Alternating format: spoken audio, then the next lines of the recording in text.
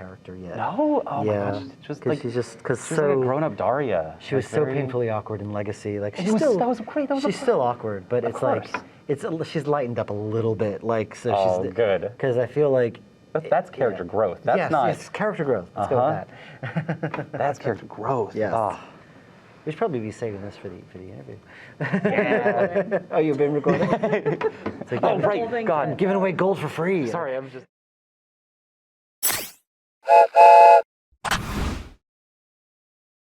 Oh, hello, everyone. It's my pleasure to be able to introduce Video Game Choo Choo to Dave Gilbert. Hello. The person who runs and rules over Wadjet Games. Rules. Rules over, I don't know. It's a little ostentatious. Makes me sound very sinister. I rule over. I think all game designers need to have a little bit of I agree. being sinister. I agree, yeah. And you've made a wide spread of point and clicks, and it's a real legacy in and of itself at this point. Because it's been about 15 years, I think, now? 16. 16? Yep, almost exactly. Incredible. Yep. You are a veteran of the industry. And you're That's someone so who weird to deserves. hear. I know. Oh, I know. No one expects to hear that, but then you get there. And It happens to us all if we stick around long enough. We become veterans of something, yeah.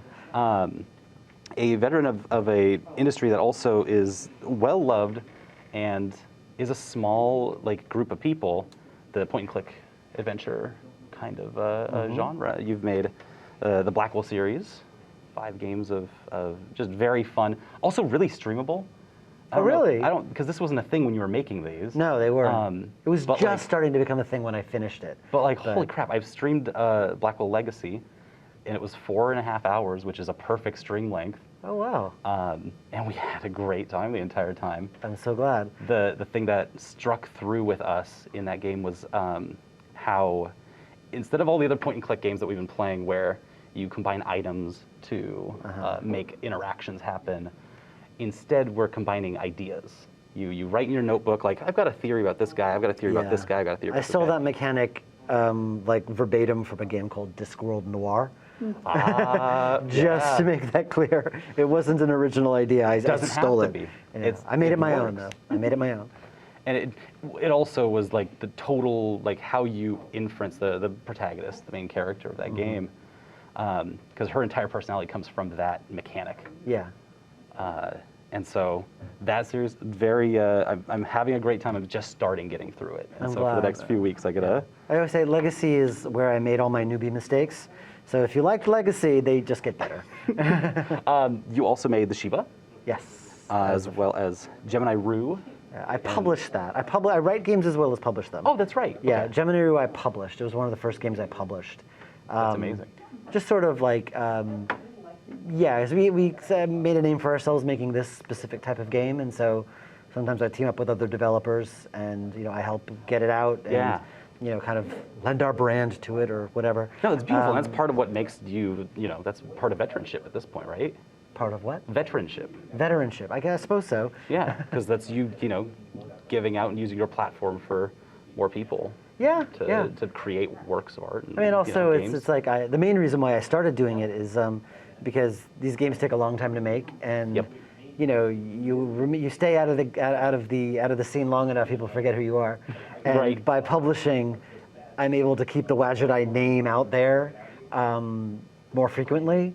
And so when I do finish my own game, it's those guys, they haven't gone anywhere, they're still making games, and so that's part of the less altruistic reason why I do it. Of course. But also I love working with these other developers. I just learn so much from them. But this is also, we have an interesting time where we're industry-wise coming out of this pandemic that gave a lot of developers a 2-3 year runway to either make a new name for themselves, maintain their identity, or come back and do something completely new. How did that affect what you work on with Wadjet? Because you published a game a year and a half ago, I would have say? Strangeland. Strangeland. And that was kind of a blessing in disguise because I was having so much trouble writing my current project, which is called Old Skies. And I started working on that in 2020, just before the pandemic started. And then the pandemic hit, and it became very hard to enjoy what I was doing.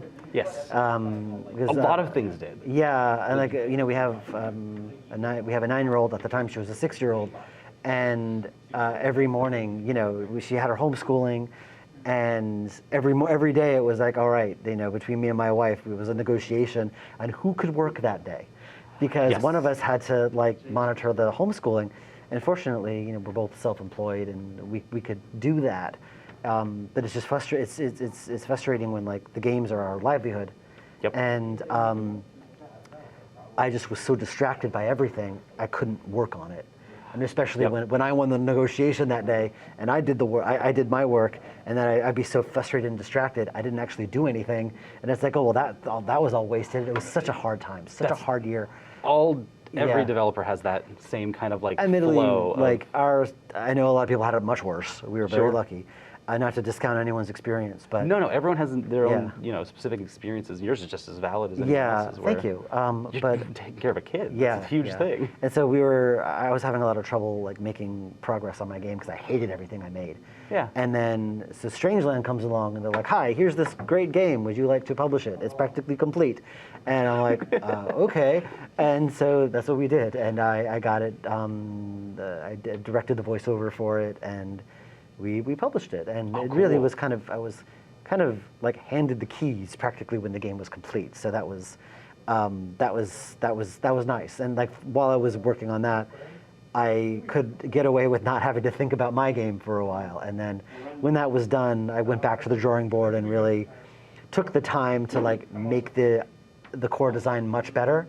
I streamlined the whole thing, burnt it to the ground, and started over. And Wow. it's so much better now. What was the breakthrough for Old Skies? The breakthrough was I realized my original story was too epic and too big. Oh, The original yeah. story, I think it's a nice. It sounds like a great story. Basically, it's like you're a time traveler who takes clients into the past, just for various reasons. Either they want to experience something, or they want to meet someone, or they want to change something small. Oh, they want to change something small. Change something small. Yeah, time is very fluid. These clients are a little needy. Well, no, time is very fluid in this game. You Okay, can change cool. things; it's allowed within got reason. rules. Within reason. But so she takes a client back, and over the course of doing her regular job, she finishes the job and she comes back home, and suddenly the world is practically destroyed, and so she's like, You said it was all right, though. Uh-huh. You said it was okay to change things, little things. Well, The world's that destroyed. was the story, is that she needs to Ooh. try to figure out how that happened, and she still has her time travel gear, so she needs to travel back and and she has to travel to various areas to try to figure out what happened. Yep. And I think that's a good story. I couldn't make it work. It was too big. Yeah. And so trying to fit that all together, was really hard. And I think the breakthrough moment is when I decided, because I had actually written and programmed, and with the section of the game where she takes the client back and they do something together, and then that ends. And after that point, I was just stuck for months and months and months. And then I had to think to myself, well, why was I able to write this bit and nothing else?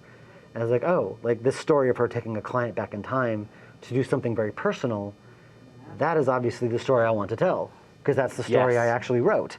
And that was kind of the breakthrough moment. So I'm like, maybe this should be the game. And I just, what are other types of stories I can tell just with that, taking a client back for various reasons? And I ended up, I just hashed out 7 or 8 quick ideas. I picked the ones I like, and I've been Yep. just making the game ever since. Yeah. So that was kind of the breakthrough moment, and I've just been, I wasted a bit of time, getting to that point, but the game is significantly better Yeah. as a result, I think. Wow, that's cool. And what I've seen from the work that you've done, there's a lot of noir, a lot of fantasy, a lot of mystery. I think this might be one of your first sci-fi games. Yeah, it is. And so I wonder if maybe was that something that was part of the challenge involved in. Yeah, I mean, it was. I wouldn't say it was a challenge. Not a challenge, but something new to play with. It's definitely a different feel. I know you played the first Blackwell game, but a lot of what the Blackwell stories are about these ghosts. They have to try to come to terms with their past, and now the stories in Old Skies is taking that same thing but making it a lot more literal. Yes. You're literally taking someone into the past, and for various reasons. And I tried to make each reason, very unique and interesting, as opposed to like just it's very easy to make them all want the same kind of thing. So it was a challenge to like make each reason for going into the past different and unique. Yeah. So yeah. Sorry, I had a mic problem. That's all right. It just sticks out to me because it sounds like you found grounding, which is a huge part of all of your games. That everything that I've seen, especially with Shiva, with Blackwell, they're very grounded in human interaction, person-to-person contact. Yeah. And when you get into like a time traveling kind of game, you start to fray at that connection. A little bit. Disconnected. And I admit that like when I first decided on the redesign, my first like mantra was follow the serotonin. It's like whatever makes me feel like, whatever makes me smile, I'm going to pursue it, even if I end up not doing it. It was kind of a good compass. Because there was this one story where I knew I wanted to go back to like the 1870s, and I was trying to find a justification for it. And I started reading about the 1870s, and I read about the boxing scene. And I'm like, well, maybe someone wants to go back and fight in a match. Why? It's like, oh, maybe they're a world champion, and they've won all the fights they can, so now they're going to fight every world champion who ever existed. And I'm like, that's cute. I like that idea. And then I started designing with that in mind. And then after a while, I realized like, okay, the story is getting a little more serious. The motives are a little silly. So I changed the motivations to something a little bit more grounded. But following that bliss got me there. And I think that's what, like, I can change it and tinker with it. It's just like the important thing is to go, because the more I think, the more I get too deep in thinking about it, the quicker I get sick of it, the longer it takes, the more I hate working on it. And so I've kind of learned, especially after 2020, is just go, and then fiddle with it as I go. That's the only way I can get something done. Otherwise, I'll overthink it forever, and that's a big problem. It's already taken so long, and so I can't afford to make it take even longer. So on Friday, I got to talk to Roberta Williams. Oh, cool. Who's a wonderful person, and she told us that she would make games that her mother could play. That was her kind of a guiding light for her. I wonder if you had any certain people or audience in mind for a person that you try to target with certain games. My answer to this question is always very pretentious, because Please. I always say people ask me who's your audience, and I say, well, myself. That's exactly Yeah, because I never know. Every time I try to gauge the market or try to do something that make a game because like this is popular or whatever, it always ends up not resonating well with the audience because I'm making it for very unsincere reasons. Right. And if it's something that I genuinely like, if it's something that I love time travel stories, I love urban fantasy, I love sci-fi, that kind of thing. If it's something I genuinely would like, then I can, it creates an enthusiasm that cannot be faked. Yes. You can tell when someone's not enjoying what they're doing. You can just tell. And if I'm not enjoying it, then the player's not going to enjoy it either. And so you use that as like your guiding light for being authentic. Yeah, is this fun? Do I like this character? If I saw this synopsis like on a movie poster, if I saw this, would I want to play it or see it? And if the answer is yes, I will pursue it, typically. Following that, what about for your daughter? When do you think is the right time for her to play? She has. She's watched me play them. How does she feel about them? She loves them. I mean, for her, it's like extra time with Daddy. She will always keep, like, even when Unavowed was done and I was sick of it, she kept asking me if I could play it, and she wanted to watch it. I'm like, I'm so sick of this game, sweetie. Wow. And she even Hobbs Barrow, which is like this folk horror game, she wanted to watch it. I'm like, okay, let me know if you're scared. And she was fine. I mean, it's when you break down point and click adventures, they're the most honest game. Yeah. You click a thing, and a thing happens. Exactly. You get an immediate result. I mean, and I played a bunch of them with her. I played the Monkey Islands. Yep. Even like the Telltale stuff I played with her. I played, what else? I played the Sam & Max games with her. I played, Oh, good.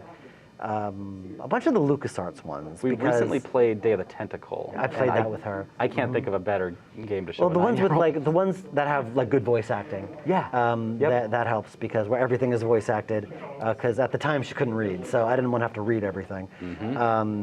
And she enjoyed them, and then I started showing her my stuff as I was going through all the Blackwell games to test them. Yeah. In the new, I wanted to update them in the newest version of the engine, and she was watching me play them, and now she knows them all backwards and forwards. She remembers minor characters, and I had a birthday party earlier this year, and some of my voice actor friends came, and Cool. I would often say, "Hey, Evie, do you recognize this voice?" And she would look up, and they would say something, and she'd be like, "Mandana," and it was just very cute. Like she recognized all the voices. That's and way cool.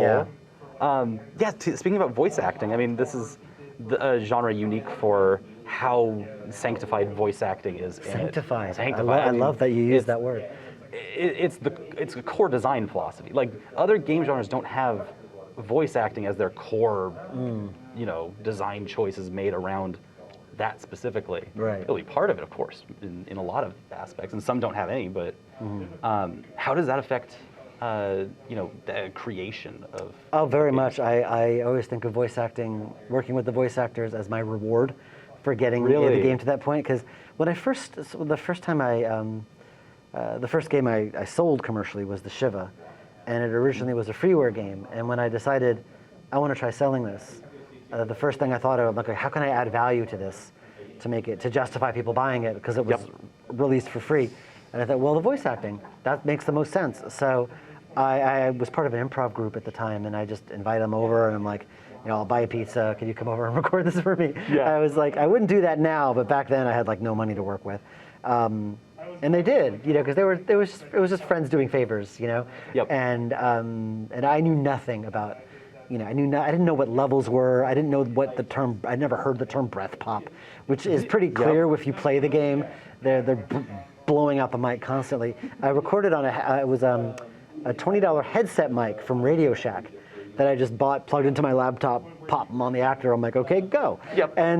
But it was okay. It was fine. I used that headset mic for years, up and including Gemini Rue, which was like our huge seller, and no one seemed to notice or care.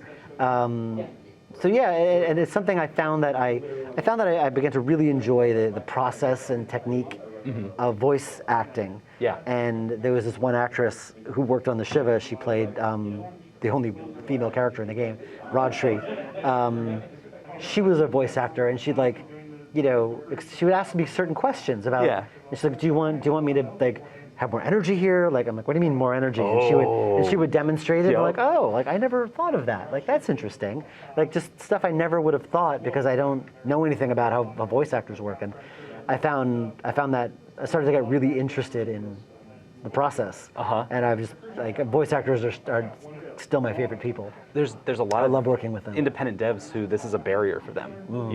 They don't get to have they don't think that like nicety that you call it something that's like, oh, this is my reward.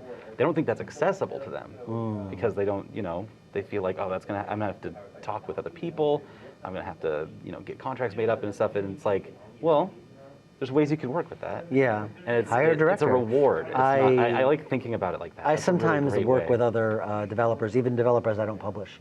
I've sometimes handled the casting and directing for them. Wow. Because I just enjoy it. I It's enjoy fun. it so much, and I just love, my only, I know so many great voice actors, and I don't have enough projects to cast them all constantly. And by doing other games, I'm able to work with them more. So. I know I'm coming back to Blackwell Legacy, which is a long time ago, but when you beat 16 the years. game, your reward for beating this game is deleted dialogue lines, like voices that you Oh, recorded. bloopers. The blooper That's right. reels. Oh, now I include the bloopers as part of the game. Like, you can activate commentary during the game, and you can get the bloopers at the time. But that's funny. And I forgot to put the bloopers at the end. I forgot about that. They give you a little password, and you put the password in, it gives you the blooper reel, and I just was so charmed by that, just because there's nothing else like that. I I've never think played a game that some gave you of the them blooper reel. are a little the jokes were tame by 2006 standards, but Yes, some of they them were. Some of them are a little I've listened to them later. I'm like, oh my god, I can't believe we made that horrible, not very not very respectful joke, but it was 2006. Right. It's not even about it. It showed like a little behind the scenes thing, but also it showed a very human aspect of like the act of making games. Yeah. And the fun parts of that, and that's a view that like a lot of devs would be afraid to show. Really? They don't want to show the. I find that these best part of scraps they wanna best part of hide. working with actors is the blooper reel that you get afterward. And yeah, no, that you would share that with the fans was just fun. Oh, I'm glad you thought so. Even after all this time later, I'm glad you thought so. I still do that. I still do that with every game I do. Again, talking about the streamability of that game, like having that be the ending was like, all right, we'll spend another 25 minutes, play it. I'm gonna go through all these. These are funny. I'm glad you like them. I'm glad you like those. I had a. There's a commentary as well. Because when I first started, the Shiva had that as well. And again, I was trying to find ways to give it extra value because it was originally released for free. And so I did the commentary, and I had some of the actors are very funny, so I included the blooper reels, and that just sort of became my thing. I still do that. Wow. So for Old Skies, there's a lot of your games are set in New York. Yeah, all of them And are. I All of think mine that I've written. all of them. Yeah, every one of them. Which to me always has this foreign feeling to it, but a familiar kind of foreign, because I'm from here in Seattle. How does that for your work? Just, Well, how does your city back you up? I feel like it's what I said about if I don't care about my work, then I can't make the players care. And by setting the games in New York, it's like some of that work gets done for me because I'm familiar with New York. I love where I live, and since I'm able to recreate that feeling, because I like this place, so now I'm going to make you like it too. And because I like it, I know how to do that. If it was like a made-up place or a city I've never been to, my job's a lot harder because I don't quite I have to generate that empathy out of nothing, as opposed to like having that groundwork already there for me. Yeah. So it's a little bit of a cheat, but it seems to work, and also helps that like at this point I've done so many games that take place in New York. I can add like cameos and references to the other games, like Old Skies, like Unavowed. Because they're all set in the same place. Yeah, Shiva, Blackwell, Unavowed, and now Old Skies all take place in the same like continuity. It's the same universe, And technically. it's kind of fun, like the Wadjet cinematic. yeah. New York I don't know what universe. you'd call it, like the Wadjaverse, Wegaverse. So I've heard it called Gilbertverse, Blackwellverse, I'm going Durkinverse, because there's a character Gilbertverse. Durkinverse, which is because there's a character called a detective named Durkin who appears in all of them. His universe. It's like We're the just Jay and living in Silent, it. yeah, it's the Jay and Silent Bob of Wadjet.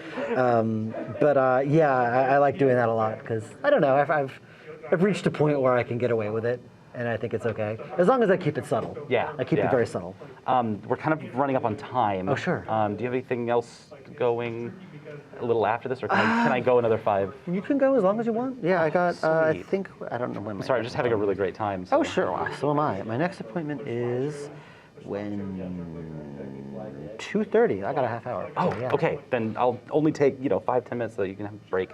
But this is also probably the most important question that I've had about Old Skies specifically. I wanted to ask because this is a time traveling game about New York, and you are taking people to the most impactful historical event in New York's history. Yeah.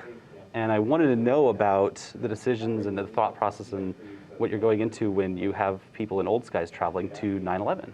Okay. Well, I deliberately said it the day before 9/11 because it says September 10th, 2001. Yes.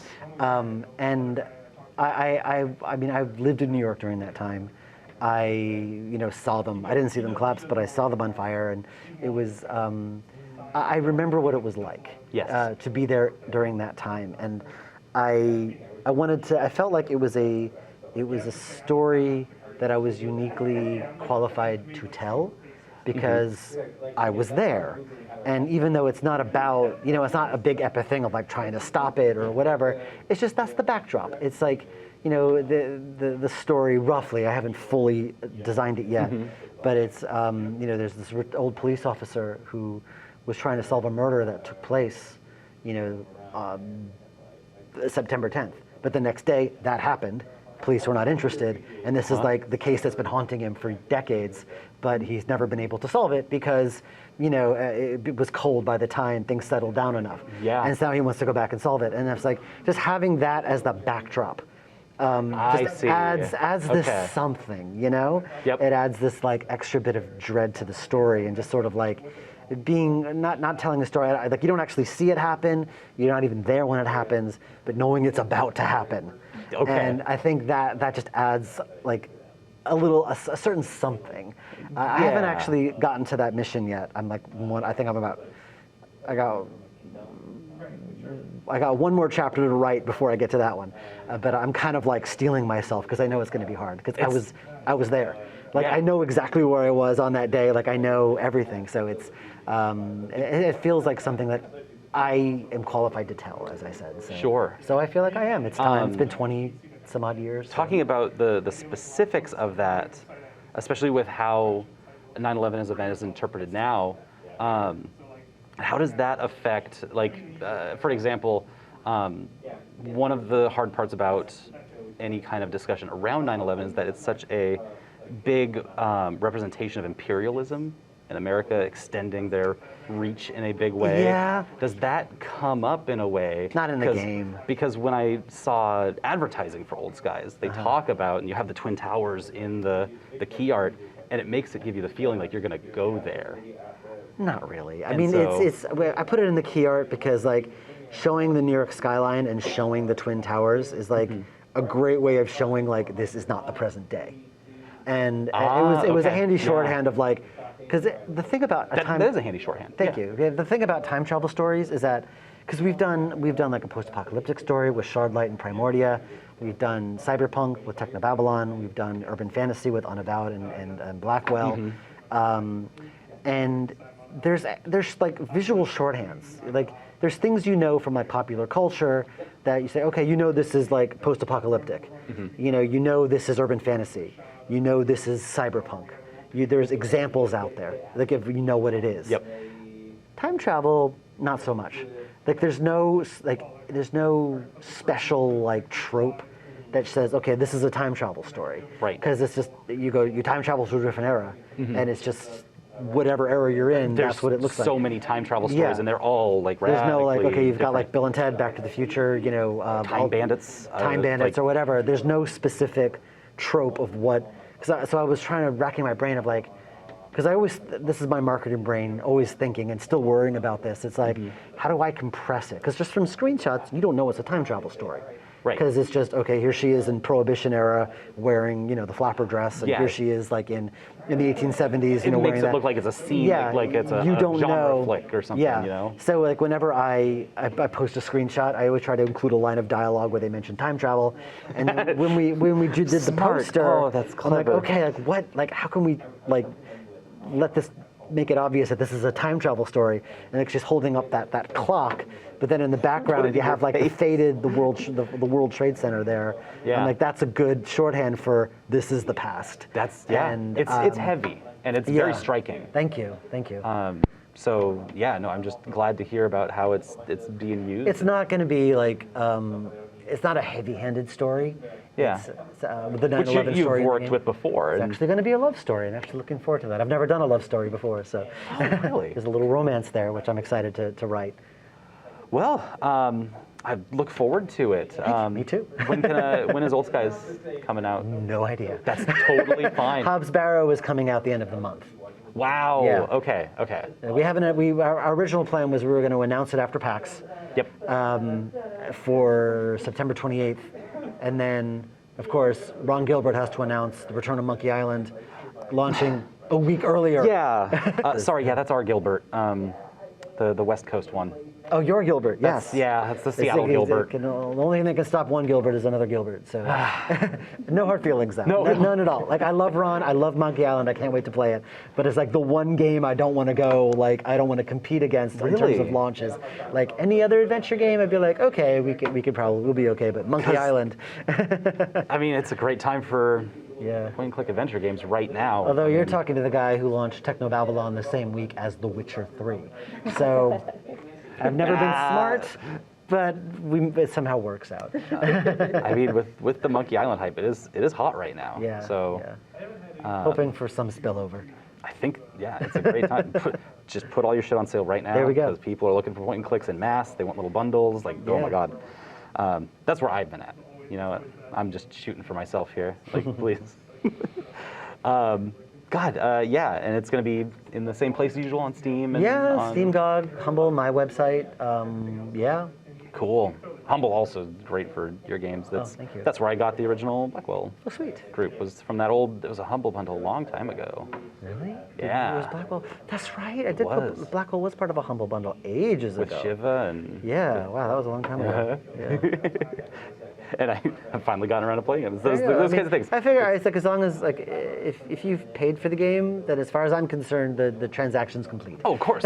No, it's just the funny thing about making games is that you put them out and people might not play them for 6-7 years, and they're seeing it all for the first time. Yeah. And it's like, yeah, I bought it maybe 6 or 7 years ago. There's games I have in my library I haven't played. Yeah, it's terrible.